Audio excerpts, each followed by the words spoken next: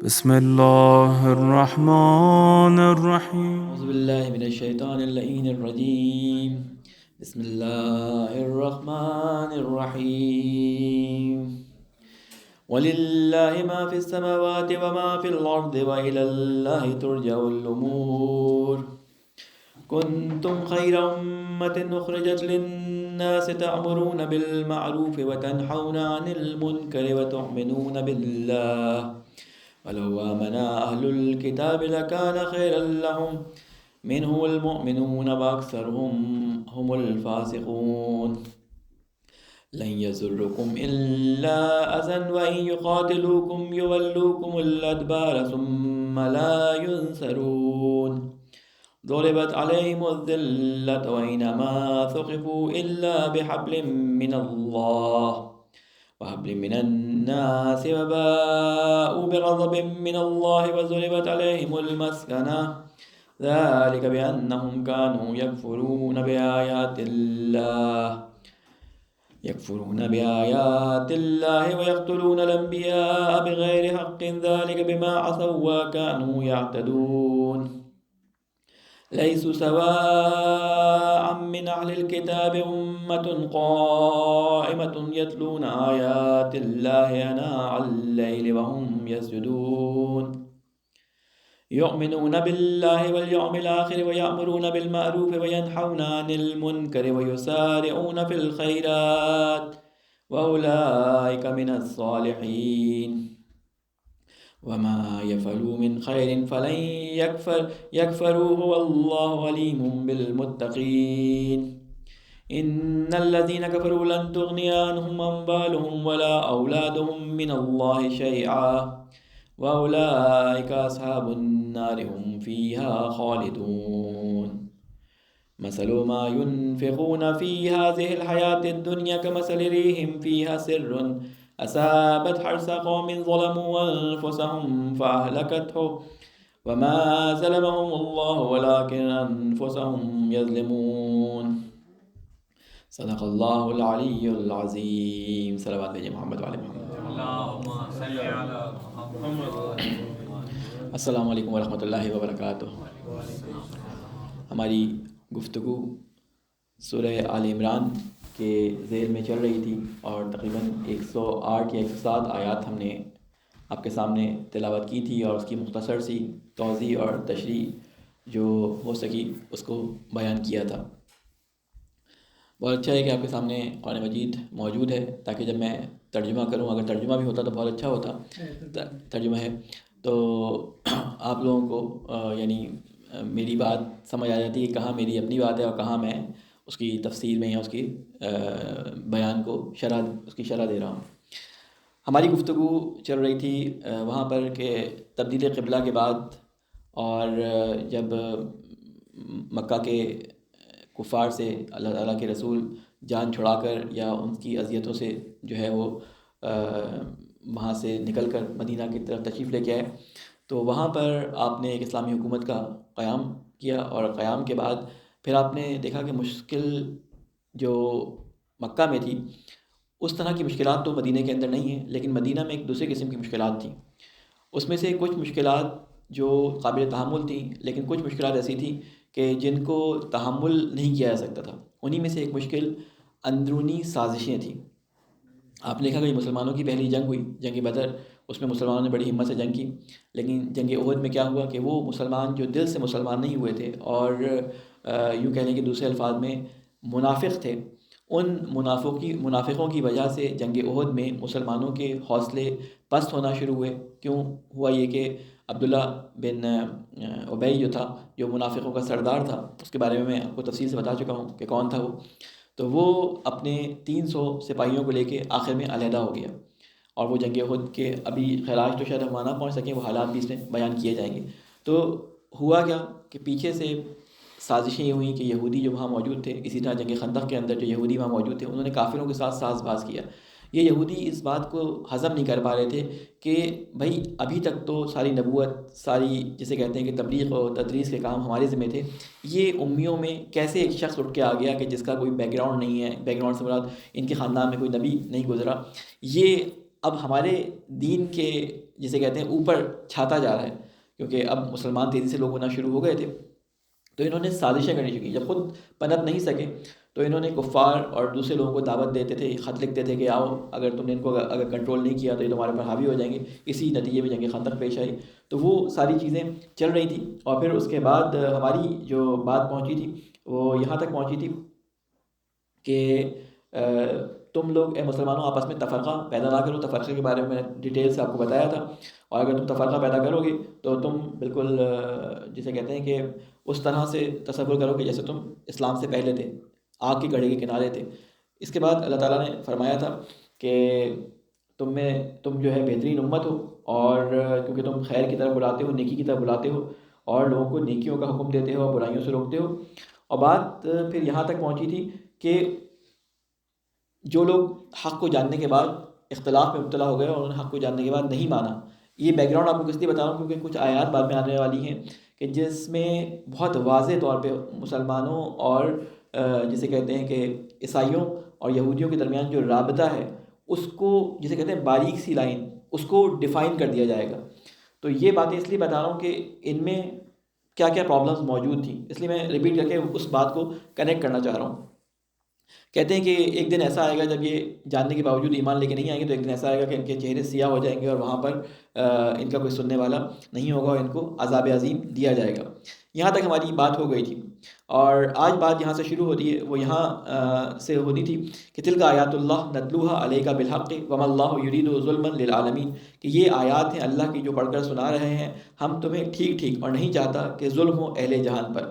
وَلِلَّهِ مَا فِي السَّمَاوَاتِ وَمَا فِي الْأَرْضِ وَإِلَى اللَّهِ تُرْجَعُ الْأُمُورُ، کہ اور اللہ ہی کے لیے ہے جو کچھ آسمانوں میں ہے اور جو کچھ زمین میں ہے۔ وَإِلَى اللَّهِ تُرْجَعُ الْأُمُورُ، اور اسی کی طرف تمام معاملات پیش ہونے ہیں۔ اب جو آیت ہے یہاں پر اس طرح کی آیت سورہ بقرہ میں بھی آئی تھی کہ تم امت وسط ہو۔ یہاں پہ کیا کہا ہے؟ کنتم خیر امت اخرجت للناس تأمرون بالمعروف، کہ تم بہترین امت ہو۔ کنتم خیر امت، کہ تم بہترین امت ہو، لیکن اس بہترین امت کے بارے میں بتایا جا رہا ہے کہ بہترین امت کیوں ہو، کیونکہ اگر وہ کام نہیں کرو گے تو بہترین امت نہیں ہو۔ تم بہترین امت ہو کیوں؟ اس لیے کہ تم نکلتے ہو اخرجت للناس تأمرون بالمعروف، کہ تمہیں پیدا کیا گیا کہ تم نکلو اس کام کے لیے کہ تم حکم کرو کس چیز کا؟ نیکیوں کا۔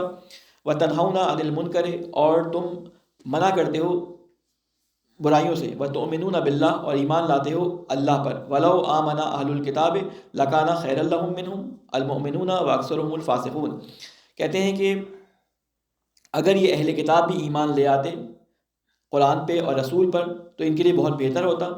ان میں سے بہت تھوڑے ہیں جو مومن ہیں اور اکثر جو ہیں اس میں سے فاسق ہیں۔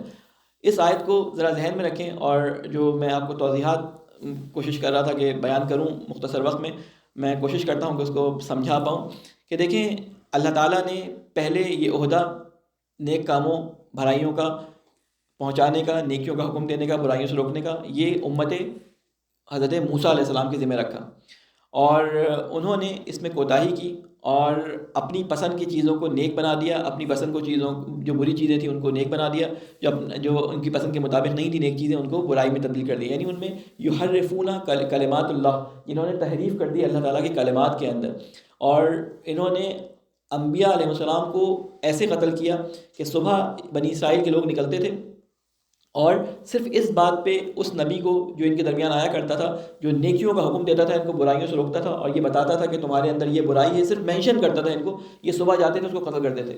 ہزاروں انبیاء کو انہوں نے قتل کیا، ہزاروں انبیاء کو انہوں نے قتل کیا۔ صبح جاتے تھے، ناشتے سے پہلے ایک نبی کو مارتے تھے اور پھر آ کے اپنے کاروبار میں مشغول ہو جاتے تھے، یعنی ان کے لیے کوئی بات نہیں تھی۔ کہتے ہیں کہ یہ بہترین امت ہوتے اگر یہ اس نبی کو بھی مان لیتے، کیونکہ اب تو یہ عہدہ مل گیا تھا رسول خدا صلی اللہ علیہ وسلم کو۔ کہتے ہیں کہ اللہم صلی اللہ علیہ وسلم، ایک اور صلوات بھیجیں مولا علیہ۔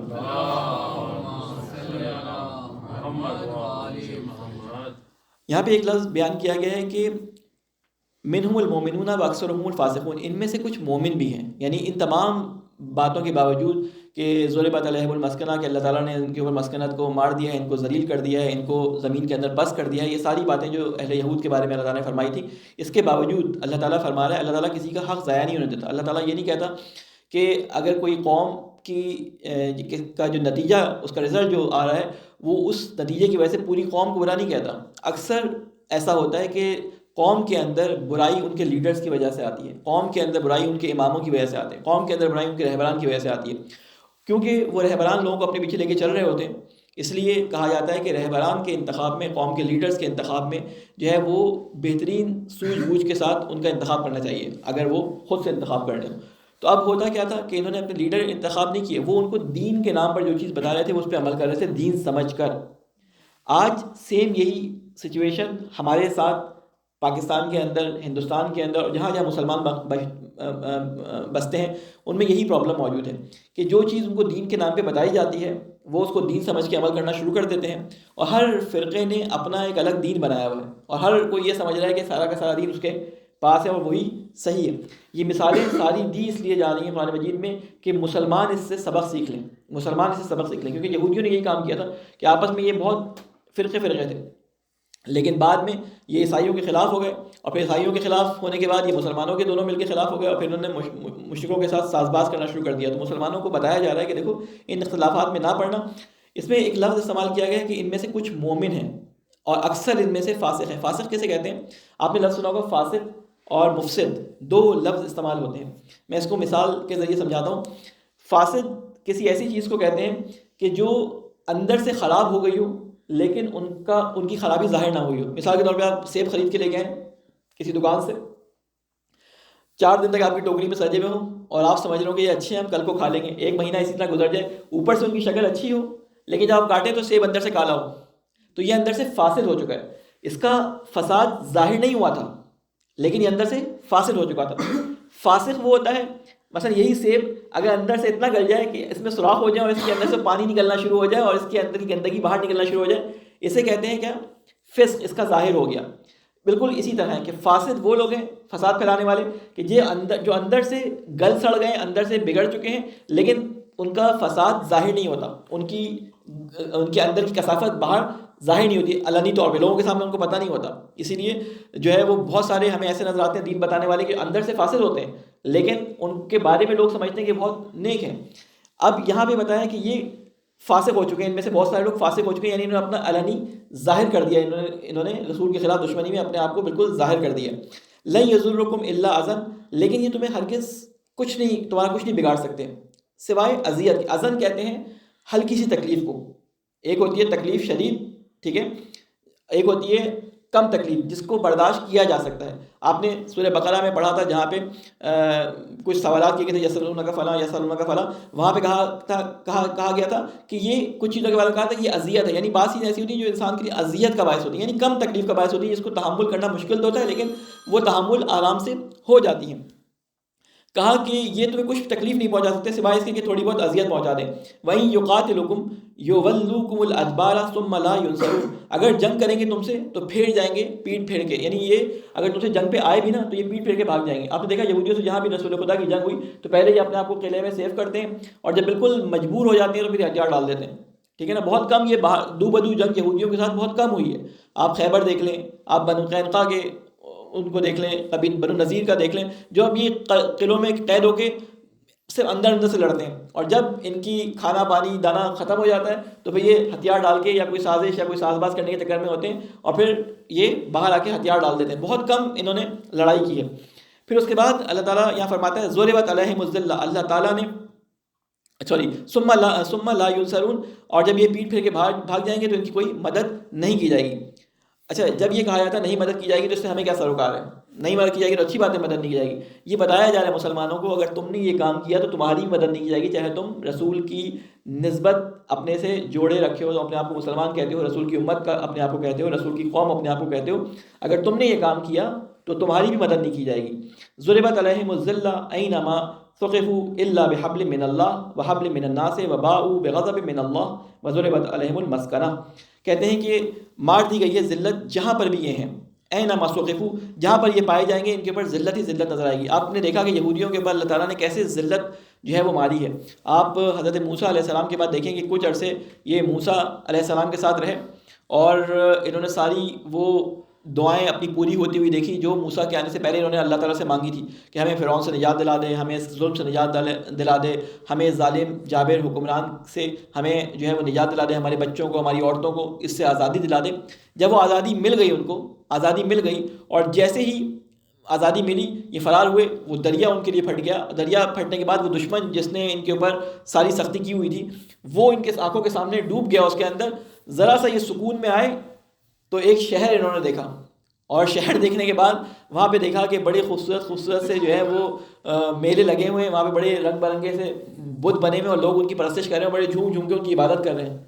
تو ان کو یعنی اتنے بدبخت تھے، یہ حضرت موسیٰ سے کہتے ہیں کہ موسیٰ دیکھو کتنے خوشی و خضوع سے یہ عبادت کریں، تم بھی ہمارے لیے ایسا بت بنا دو اللہ کا۔ نعوذ باللہ، موسیٰ ان سے بڑے ناراض ہوئے، یعنی انہوں نے بڑے عجیب قسم کے نعمتیں دیکھنے کے بعد عجیب قسم کے اللہ تعالیٰ سے مطالبے کیے ہیں۔ میں جب حضرت موسیٰ علیہ السلام کے بارے میں انشاءاللہ بیان کروں گا تو تفصیل سے اس کو بیان کروں گا۔ تو اللہ تعالیٰ نے کہا کہ ان تمام نعمتوں کے باوجود کیا ہوا کہ ان کے اوپر ضربت علیہم المسکنہ، یعنی ضربت علیہم الذلہ، کہ ان کے اوپر ذلت کو رکھ دیا گیا۔ آپ دیکھیں کہ صرف حضرت سلیمان علیہ السلام کے، حضرت موسیٰ کے بعد حضرت سلیمان علیہ السلام کے بعد یہودیوں کا ذرا اوج نظر آتا ہے۔ ہیکل سلیمانی بنایا حضرت داؤد علیہ السلام کے زمانے میں، حضرت سلیمان کے زمانے میں۔ اس کے بعد یہ لوگ ادھر سے ادھر جہاں بھاگے، جس کے پاس گئے وہاں سے پٹے۔ ہر ملک میں کہیں انہوں نے کو عیسائیوں نے مارا، کہیں پہ ان کو رومنز نے مارا، کہیں پہ ان کو جرمنز نے مارا، ٹھیک ہے۔ وہ 1917 میں آ کر وہ معاہدہ بالفور کے تحت، کیونکہ انہوں نے مدد کی تھی فرانس میں جنگ عظیم کے اندر، تو ان کو ایک جگہ دے دی گئی اسرائیل کے اندر کہ وہاں پہ جا کے یہ اپنی مصیبت جو ہے وہ ایک لوگوں کے لیے کھڑی کرنے کے لیے ایک ملک بنا لیں۔ وہ ملک تو بنا دیا گیا، لیکن اللہ تعالیٰ یہاں پہ ایک حساس نقطہ بیان کر رہا ہے۔ کہتے ہیں کبھی بھی خود سے یہ پنپ نہیں سکتے، خود سے یہ کھڑے نہیں ہو سکتے۔ کیا فرما رہے ہیں اللہ تعالیٰ؟ کہہ رہے ہیں کہ الا بحبل من اللہ، کہتے ہیں کہ یہ ذلت سے صرف اس وقت تمہیں نکلے ہوئے کبھی کبھی نظر آئیں گے کہ یا تو انہوں نے اللہ کی کوئی مدد حاصل کی ہوئی ہو، اللہ کی مدد کے ساتھ شامل ہو، وحبل من الناس، یا لوگوں کی کوئی مدد حاصل ہو۔ ان کو اس وقت کس کی مدد حاصل ہے؟ اللہ کی مدد تو حاصل نہیں ہے ان کو اس وقت بڑی بڑی حکومتوں کی مدد حاصل ہے، جس کی بنیاد پہ یہ ہیں، خود ان کی کوئی حیثیت نہیں۔ آج بڑی بڑی طاقتیں ان سے اپنا کنیکشن کاٹیں، 2 منٹ میں اگر سارے مسلمان مل کے تھوک بھی دیں ان کے اوپر تو یہ وہیں سیلاب میں بہ جائیں گے۔ بقول امام خمینی کے اگر سارے مسلمان مل کے ایک بالٹی بھی ان کے اوپر ڈال دیں تو یہ سیلاب میں بہ جائیں گے۔ تو یہ اپنے بیس پہ نہیں کھڑے ہوئے، انہوں نے بہت عرصے بعد جب یہ نوٹ کیا کہ ہم کچھ نہیں کر سکتے، انہوں نے علم کے میدان میں ترقی کرنا شروع کی، انہوں نے بینکنگ کا نظام بنایا، وہ سارے نظام بنایا۔ انہوں نے جو دشمن تھے ان کے عیسائی، ان پہ ایسا قبضہ کر لیا کہ اب وہ دشمن نہیں رہے، اب ان کے غلام ہو گئے۔ وہ یہ چاہتے تھے مسلمانوں کو بھی ایسا کریں، لیکن مسلمان ان کے ابھی تک قابو میں آ نہیں رہے۔ بظاہر مسلمان ایسے بولتے ہیں، ٹھیک ہے، مسلمان ایسے بولتے ہیں کہ ہم ان کے قابو میں آ نہیں رہے، لیکن بہرحال آگے کی بات آپ خود زیادہ بہتر مجھ سے جانتے ہیں۔ تو یہ اللہ تعالیٰ کی مدد سے یا تو پنپ سکتے ہیں دنیا کے اندر، یا ان کے پاس کوئی ایسی مدد ہو جو ان کو کھڑا کرنے میں مددگار ثابت ہو۔ وباؤ بغضب من اللہ وضربت علیہم الذلہ، اور گھر گئے وہ اللہ کے غضب میں،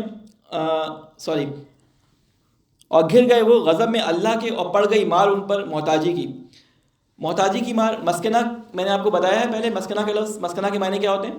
مسکین کا لفظ آپ لوگوں نے، آپ لوگوں کے ذہن میں مسکین کے معنی کیا ہوتے ہیں؟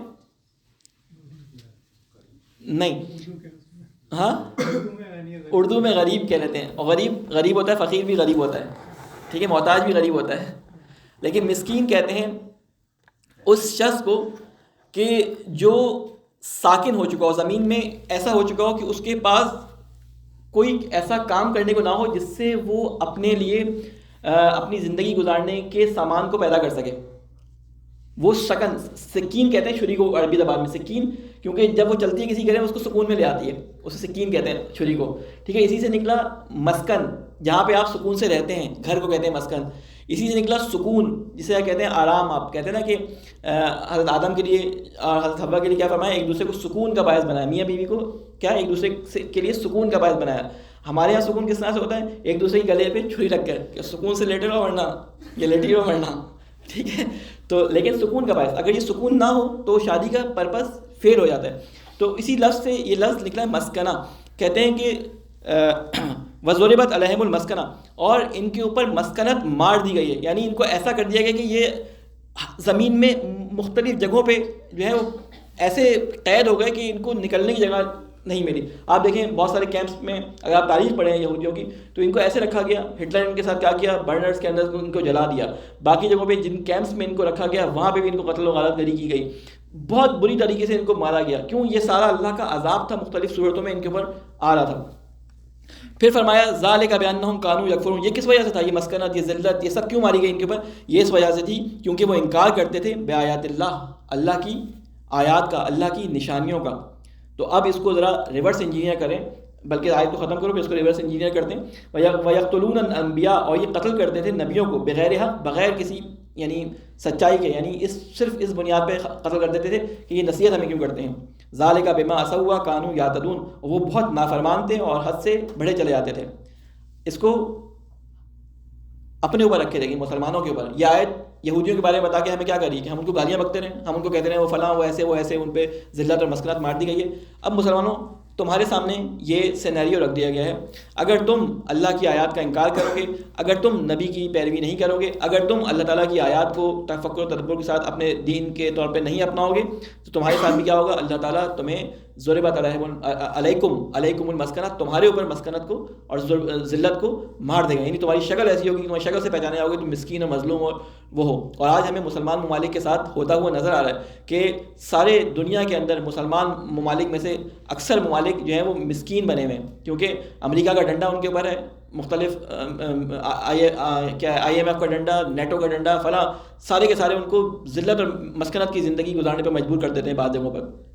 تو یہ اگر ہم نے یہ سارے کام کیے تو یہ آہستہ آہستہ اللہ کی سنت کبھی تبدیل نہیں ہوتی, آہستہ آہستہ ہمارے اوپر بھی آ سکتا ہے اور آتا ہوا ہمیں نظر بھی آ رہا ہے. اگر ہم نے اس کو ابھی بھی نہیں اس پہ کچھ غور و فکر نہیں کیا تو ہم بھی بالکل اسی پوزیشن میں آ جائیں گے. لیسوا سواء من اہل الکتاب, اب یہاں سے وہ آیت شروع ہو رہی ہے جو میں نے آپ سے کہا تھا کہ وہ بہت باریک رابطہ ہے جو اہل کتاب اور مسلمانوں کے درمیان اللہ تعالیٰ بیان فرما رہا ہے. یہ ساری برائیاں ان کے اندر تھی, وہ نبیوں کو قتل کرتے تھے, وہ آیات کا انکار کرتے تھے, وہ دین میں تحریف کرتے تھے, وہ رسول خدا کو جو ہے وہ اذیت پہنچاتے تھے. انہوں نے کافروں کو اپنی مدد کے لیے بلایا کہ رسول خدا کو کسی نہ کسی طریقے سے قتل کر دیں. انہوں نے مسلمانوں کے درمیان اختلاف ڈلوایا, انہوں نے مسلمانوں کے درمیان نفاق پھیلایا. ان تمام باتوں کے باوجود اللہ تعالیٰ کہتا ہے کہ میں ایک حکم پوری قوم پہ نہیں لگاتا, میں ایک حکم پوری قوم پہ نہیں لگاتا. اس آیت کو غور سے سنیے گا اور اس کو اپنے معاشرے کے اوپر تطبیق دینے کی کوشش کیجیے گا. ایک سلوات بھیجیں محمد والے لیسوا سواء من اہل الکتاب امۃ قائمۃ یتلون آیات اللہ آناء اللیل وہم یسجدون. کہتے ہیں تمام اہل کتاب برابر نہیں ہیں, یعنی جن کا میں ذکر کر رہا ہوں, یہ یہودیوں کا ذکر ہو رہا ہے نا, یہ تمام اہل کتاب, یہودی عیسائی دونوں اس میں شامل اللہ تعالیٰ نے کیے. یہ تمام اہل کتاب جو ہیں ان میں تمام کے تمام برابر نہیں ہیں, یعنی ان میں یہ سارے ایسے لوگ ہیں جن پہ مسکنت مار دی گئی ہے, ان پہ ذلت مار دی گئی ہے, ان کے اوپر اللہ کا عذاب آ گیا, لیکن یہ تمام کے تمام برابر نہیں ہیں. کیوں؟ کہتے ہیں کہ من اہل الکتاب ان میں سے کچھ ہیں امتن قائمتن, کچھ لوگ ایسے ہیں. امت کہتے ہیں ایسی قوم کو جو کسی ایک نظریے کے تحت چل رہی ہو. قوم کہتے ہیں کہ کسی ایک شخص کو ماننے والی قوم ہوتی ہے, قبیلہ, ایک گروہ, ایک زبان والے یا ایک رنگ والے, یہ قوم کہلاتے ہیں, لیکن ان کے نظریات علیحدہ ہو سکتے ہیں. لیکن امت کہتے ہیں کہ اس میں ہر نسل اور ہر رنگ کے لوگ ہو سکتے ہیں, لیکن ان کا نظریہ ایک ہوتا ہے, یہ ہوتی ہے امت. اللہ تعالیٰ نے رسول کی امت بنانی چاہیے, رسول کی قوم نہیں. اسی لیے آپ نے وہ شکایت رسول خدا کی جو سنی تھی کہ یا ربی انا قومی اتخذوا ھذا القرآن مہجورا, کہ میری اس قوم نے اس قرآن کو محجور چھوڑ دیا. یہ قوم کیوں کہا گیا؟ یہ قوم اس لیے کہا گیا کہ یہ ایک نظریے میں تھے ہی نہیں, یہ آپس میں ایک نظریے پہ آتے نہیں تھے. وہ نظریہ جو کتاب قرآن اور میری سیرت اور سنت کا راستہ تھا اس کو انہوں نے چھوڑ دیا تھا. یہ پنجابی تھے, یہ سنی تھے, یہ شیعہ تھے, یہ پٹھان تھے, یہ بنگالی تھے, یہ مثلا مہاجر تھے, لیکن مسلمان نہیں تھے. یہ قوم تھے, یہ اپنے آپ کو سمجھتے تھے کہ ہم مسلمان ہیں, لیکن یہ ایک نظریے میں ہوتے ہوئے ایک امت نہیں تھے.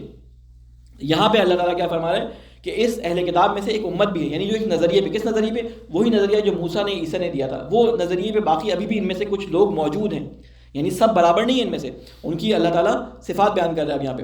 یتلون آیات اللہ, وہ اللہ تعالیٰ کی آیات کی تلاوت کرتے ہیں, ٹھیک ہے, جو قائم ہے سیدھے راستے پر اللہ تعالیٰ کی آیات کی تلاوت کرتے ہیں. آناء اللیل, راتوں کی گھڑیوں میں, یعنی تہجد پڑھتے ہیں, یہ شبوں کو اٹھتے ہیں, اللہ تعالیٰ کے سامنے گریا کرتے ہیں, یہ راتوں کو اٹھ کے اللہ تعالیٰ کے سامنے گڑا گڑا کے حق کو طلب کرنے کی کوشش کرتے ہیں. وہم یسجدون، اور یہ سجدوں میں رہتے ہیں، یہ سجدہ کرنے والے سر پہ سجود رہتے ہیں، ٹھیک ہے. پھر فرماتے ہیں یؤمنون باللہ، یہ اللہ تعالیٰ پر ایمان رکھتے ہیں، والیوم الآخر، اور آخرت پر ایمان رکھتے ہیں، ویأمرون بالمعروف. اب دیکھیں وہ ساری خصوصیات جو امت خیر بتائیے کنتم خیر امت، کہ تم بہترین امت ہو، کس وجہ سے؟ یہ ساری خصوصیات جو ان کے اندر بہترین امت کی بتائی جا رہی تھی، وہ سارے کام یہ انجام دیتے ہیں. کیا ہے؟ وَيَأْمُرُونَ بِالْمَعْرُوفِ، یہ آخرت پر ایمان لاتے ہیں، نیکیوں کا حکم دیتے ہیں، وَيَنْهَوْنَ عَنِ الْمُنْكَرِ، یہ برائیوں سے روکتے ہیں، یہ یُسَارِعُونَ فِي الْخَيْرَاتِ، اور یہ نیکیوں میں بڑھ چڑھ کر حصہ لیتے ہیں بھلائی کاموں میں، وَأُولَٰئِكَ مِنَ الصَّالِحِينَ، اور یہ صالحین میں سے ہیں. آپ تصور کریں بات کس کی ہو رہی ہے؟ مدینہ کے اندر رسول خدا موجود ہیں. سورہ آل عمران مدینہ میں نازل ہوئی ہے، ٹھیک ہے. مدینہ کے اندر حکومت اسلامی قائم ہو چکی ہے. مدینہ کے اندر اللہ تعالیٰ کے رسول نے حجت تمام کر دی ہے. مدینہ کے اندر یہودی اور عیسائی اللہ تعالیٰ کے پیغام کو سن چکے ہیں، لیکن اس کے باوجود اللہ تعالیٰ فرما رہا ہے، اس کے باوجود اللہ تعالیٰ یہ بات فرما رہا ہے کہ ان میں سے کچھ لوگ ابھی بھی ان کو بات سمجھ نہیں آئی ہے. وہ راتوں کو اٹھ کے مجھ سے دعائیں کرتے ہیں کہ اللہ ہمارے لیے حق کو واضح کر دے. کیونکہ آپ نے جب کسی کو اپنا پورا، جسے کہتے ہیں اپنا پورا دین سپرد کر دیا ہو، ایک عالم کو، ایک رہبر کو، ایک اپنے مولوی کو، یا اپنے ایک عالم کو، جس کو بھی، اور وہ آپ جسے آپ کہتے ہیں اس کو پوچھتے ہیں، جو اس نے کہہ دیا اس کی بات مانتے ہیں، تو وہ آپ کو غلط راستے پہ چلا رہا ہے. آپ کو سمجھ نہیں آ رہی کہ دل میں جو بات آپ کے آ رہی ہے وہ اس کی بات سے مخالف ہے، لیکن آپ جرت نہیں رکھتے اس کی بات کو، اس کی بات کی مخالفت کرنے میں. آپ اپنے عام لوگوں میں اٹھا کے دیکھیں، ہمارے یہاں بہت سارے لوگ ہیں، ان کو نظر آتا ہے کہ یہ فلاں شخص بولنے والا ہے، یہ غلط بول رہا ہے، لیکن کہتے نہیں یار یہ کیسے غلط بول سکتا ہے. یہ چیز جو ہوتی ہے وہ دلی طور پہ چاہتا ہے ہدایت پانا، وہ دلی طور پہ چاہتا ہے کہ اللہ تعالیٰ کے اس پیغام کو پہچان لے، لیکن کیونکہ وہ کم علم ہوتا ہے، خود سے آگے نہیں بڑھ پاتا. لیکن وہ نیک تو ہو سکتا ہے، کم علمی کا نیکی سے کوئی تعلق نہیں ہے. تو وہ کوشش کرتا رہتا ہے، اللہ تعالیٰ سے دعائیں کرتا رہتا ہے کہ ہمیں سیدھا راستہ دکھا. اللہ تعالیٰ کہتا ہے کہ میں ان کی نیکیوں کو ضائع نہیں کروں گا، وہ صالحین میں سے ہیں، وہ صالحین میں سے. تو آج آپ کو جتنے نظر آتے ہیں، شیعہ ہوں، سنی ہوں، وہابی ہوں، بریلوی ہوں، جنہیں آپ کہتے ہیں نا ان کی تو خالی ٹکریں مارتے ہیں، یہ اللہ تعالیٰ کی بات کے صریحاً خلاف ہے. آپ ہوتے کون ہیں کسی کو کہنے والے؟ ہو سکتا ہے آپ ٹکریں مار رہے ہوں. وہی کہتے ہیں شیعہ ٹکریں مارتے ہیں، خالی یہ جا کے جو ہے وہ ادھر ادھر ٹکریں مارتے ہیں، ادھر ادھر چوما چاٹی کرتے ہیں علموں اور تازیوں کی. آپ کہتے ہیں وہ اپنے بزرگوں کو اس طرح کرتے ہیں، جو ہے بریلوی کہتے ہیں وہابی ایسے کرتے ہیں، وہابی کہتے ہیں. آپ ہوتے کون ہیں کسی کو کہنے والے کہ آپ کافر ہیں؟ ہمیں اللہ تعالیٰ نے یہ حق نہیں دیا ہے. اللہ تعالیٰ کہتا ہے کہ اہل کتاب میں سے ہو سکتے ہیں، تو اے مسلمانوں تمہیں میں نے حق نہیں دیا کہ تم کسی کو اس کی دین کی وجہ سے کافر کہو. ہو سکتا ہے اس کو دین سمجھ نہ آیا ہو، ہاں اگر دین سمجھ آ جائے اور اس کے بعد وہ بات نہ مانے تب تو وہ فاسق ہے. لیکن اس کو دین سمجھ نہ آئے اور اس کو ذریعہ بھی نہ مل رہا ہو اور اس کو سمجھایا بھی نہ جا رہا ہو تو وہ کافر نہیں ہے. تو اس لیے ہر ہاتھ کھول کے نماز پڑھنے والا، ہر ہاتھ باندھ کے نماز پڑھنے والا، ان میں سے آپ کو بہت سارے لوگ نظر آئیں گے جو راتوں کو اٹھ کے ایسی عبادت کرتے ہیں جو ہم نے بھی کبھی عبادت نہ کی ہوگی. یہ اتنی خیرات کرتے ہیں کہ ہم نے بھی کبھی اتنی خیرات نہیں کی ہوگی. ہم دوسروں کو بالکل فار گرانٹیڈ لیتے ہیں، ایسا نہیں ہے. اللہ تعالیٰ کی نظر میں اللہ تعالیٰ کہتا ہے کہ میں ان کی نیکیوں کو، اگر یہ نیکی کا کام کرتے ہیں، یہ برائیوں سے روکتے ہیں، یہ خیرات دیتے ہیں، میں ان تمام چیزوں کو لکھ رہا ہوں، کوئی عمل ان کا ضائع نہیں کیا جائے گا. اور کون ہے یہ؟ صالحین میں سے ہیں، یہ صالح لوگ ہیں. تو یہ اپنے ذہنوں سے تصور جو ہم نے کہا ہے نا کہ ہمارے علاوہ سب کافر، یہ صریحاً اللہ تعالیٰ کی کتاب کے خلاف ہے. یہ فرقوں نے اپنے کفر اور جسے کہتے ہیں کہ اسلام کے دکانیں چمکائی ہوئی ہیں کہ فلاں کافر فلاں اسلام. کوئی ہوتا نہیں کسی کو حق حاصل کہ کسی کو اسلام کے دائرے میں خارج، کسی کو اسلام کے دائرے سے خارج کرے جبکہ وہ کلمہ پڑھتا ہو. یہ کسی مسلمان کو اللہ نے خارج نہیں کیا. اور اللہ تعالیٰ کہتا ہے کہ میں ان کا فیصلہ آخرت میں کر دوں گا، ان کی پریشانیوں کا، ان کی لڑائیوں کا. تمہیں تو حق نہیں دیا میں نے یہ کام کرنے کا. یہ صریحاً قرآن مجید کے خلاف ہے. دیکھیں صریح قرآن کی آیات ہے، یہ قرآن کا ترجمہ آپ کے سامنے موجود ہے. اس میں کہیں اگر میں کہیں ڈنڈی مار رہا ہوں تو آپ مجھے کہیے گا کہ آپ اپنی طرف سے پسند کی بات کر رہے ہیں کیونکہ آپ کو پسند نہیں ہے فرقہ بندی، یا اللہ تعالیٰ کو فرقہ بندی پسند نہیں ہے. تو اللہ تعالیٰ کیا فرما رہے ہیں؟ وما یفعلوا من خیر، اور جو کچھ بھی وہ انجام دیں گے، فعلا جو بھی وہ انجام دیں گے، من خیر نیکی میں سے، فلن یکفروہ، تو اس کو انکار نہیں کیا جائے گا، اس کو ضائع نہیں کیا جائے گا. اس کا یعنی آخرت میں ہم ایسا نہیں ہوگا اس کو ہم چھوڑ دیں، نہیں، اس کو ہم کاؤنٹ کریں گے. ٹھیک ہے. واللہ علیم بالمتقین، اور اللہ خوب جانتا ہے کہ کون لوگ ہیں جو اس سے ڈرتے ہیں. یعنی ان کو کس کو کہہ رہے ہیں متقین؟ کس کی بات ہو رہی ہے ابھی؟ اہل کتاب کی، مسلمان نہیں ہے. یہاں پہ مسلمان مفسرین نے ڈنڈی ماری ہے. وہ کہتے ہیں اگر اس بات کو مان لیں تو ہمارا فرقہ، تو پھر دوسروں کو جو ہم نے اتنا برا بھلا کہا ہے وہ تو سب بھاڑ میں جائے گا، وہ سب ضائع ہو جائے گا. تو وہ کہتے ہیں اس سے مراد وہ ہے کہ وہ اہل کتاب جو مسلمان ہو چکے تھے، قرآن میں صریح دیکھیں، آپ اوپر آیت کو اگر غور سے دیکھیں، میں دوبارہ اس آیت کو پڑھ رہا ہوں، یؤمنون باللہ، وہ اللہ پر ایمان رکھتے ہیں، کہیں یہ نہیں کہا ویؤمنون رسولہ، یہ بات ہی اہل کتاب کی ہو رہی ہے، سارا خطاب اہل کتاب سے چل رہا ہے، ورنہ اللہ تعالیٰ کہتا ہے یؤمنون باللہ ورسولہ، یہاں پہ رسول ہی کا لفظ ہی نہیں آیا، یہ رسول کو تو مانتے ہی نہیں تھے یہ۔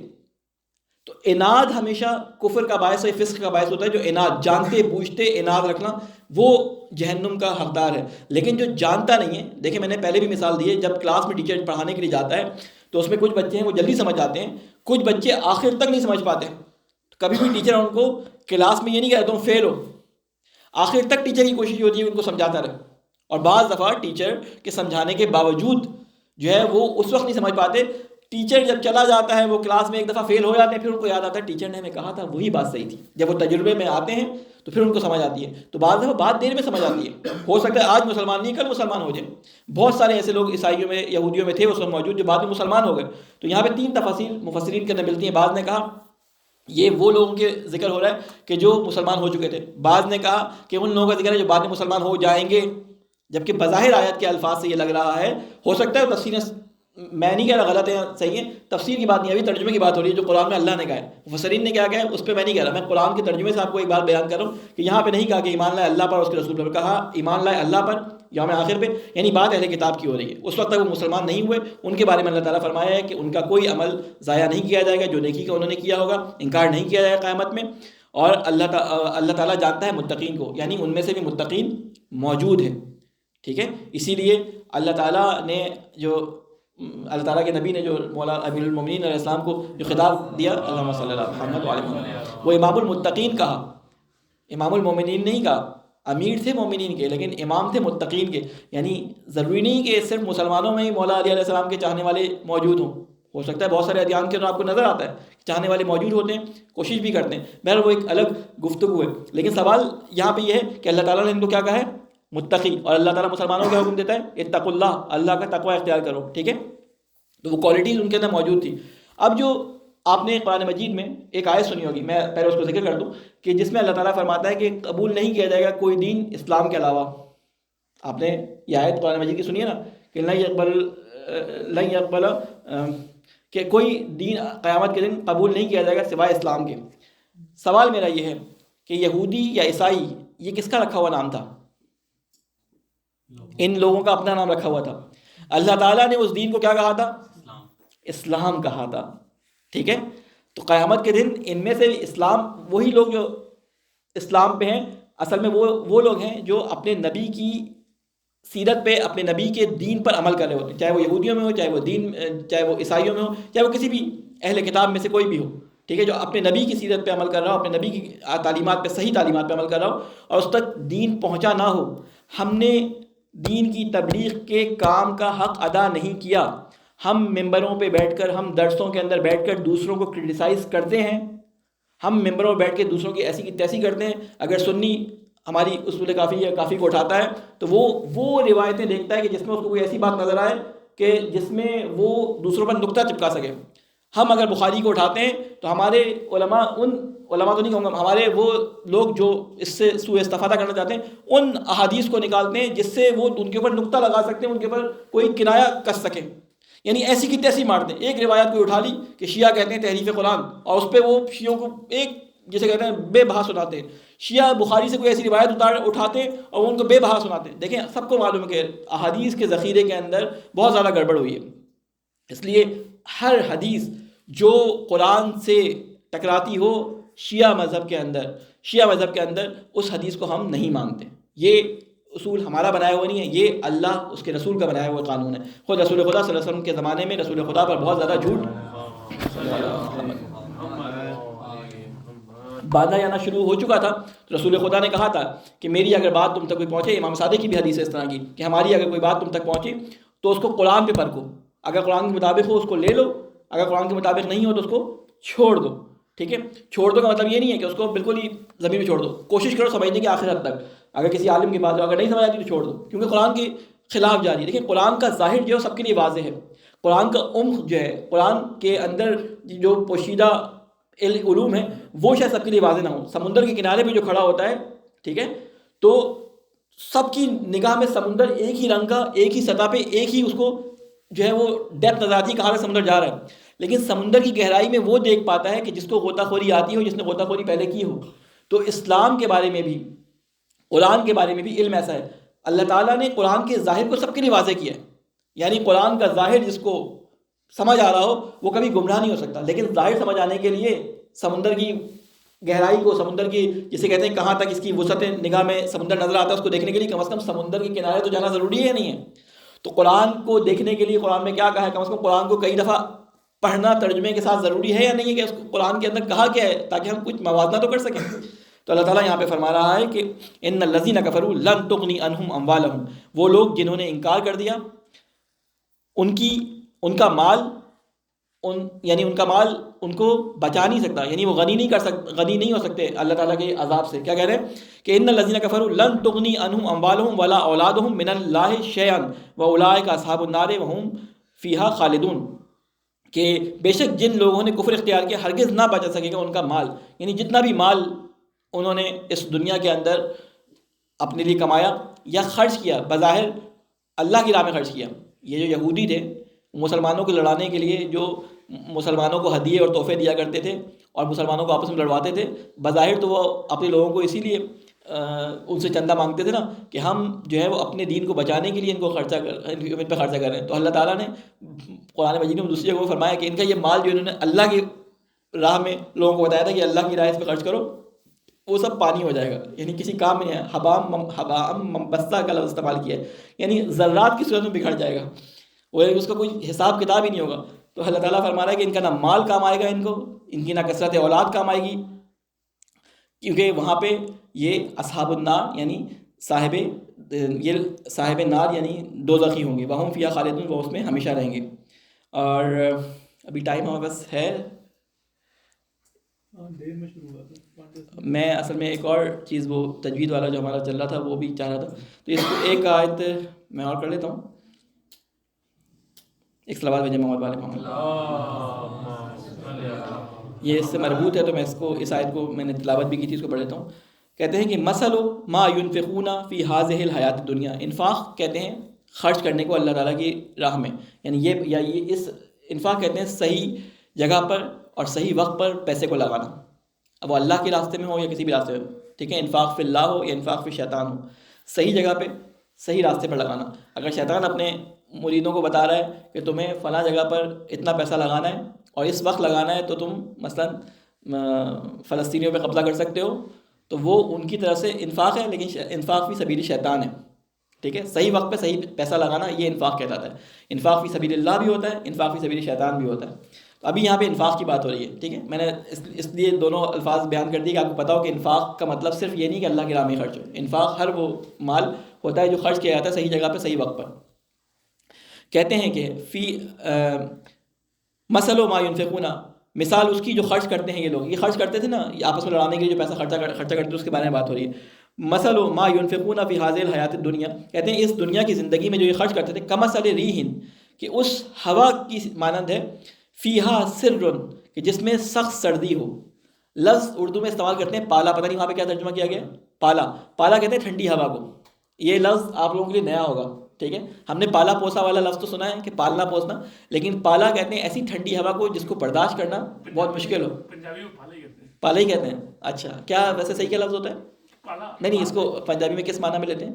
سخت سردی کو، ہاں، جسے کہتے ہیں کہ جما دینے والی سردی جو ہوتی ہے، پالا ہوا چل رہی ہے، پالا۔ اچھا، یہ پنجابی سے لیا گیا، میں خالی یہ ورڈ یہاں پہ بہرحال تو یہ ورڈ جو ہے اللہ تعالیٰ کیا فرما رہا ہے کہ اس ہوا کی مانند ہے جس میں سخت سردی ہو، اصابت حرث قوم ظلموا انفسهم فاہلکتہ، کہتے ہیں کہ جو چلے کھیتی پر ایسے لوگوں کی جنہوں نے ظلم کیا ہو اپنی جانوں پر، تو برباد کر دے وہ اس کھیتی کو، اور نہیں کیا ظلم ان پر اللہ نے، بلکہ وہ تو خود اپنے اوپر ظلم کرنے والے ہیں یا ظلم کرتے ہیں۔ کہتے ہیں کہ جو انہوں نے اپنی زندگی میں مال خرچ کیا تھا، جو انہوں نے اپنی زندگی میں انفاق کیا تھا، اس کی مثال ایسی ہے کہ جیسے ٹھنڈی ہوا چلے ایک کھیتی کے اوپر اور اس کو جو ہے وہ ضائع کر دے، بالکل اسی طرح انہوں نے جو ہے وہ بظاہر تو اپنی جیبوں سے مال نکالا، لیکن وہ کسی کام کا نہیں تھا، انہوں نے اس کو ضائع کر دیا ان کی فصل کو۔ اور یہ اللہ تعالیٰ کے نزدیک کیا ہے کہ انہوں نے اپنی جانوں پہ ظلم کیا ہے، پھر اس کے بعد فرماتا ہے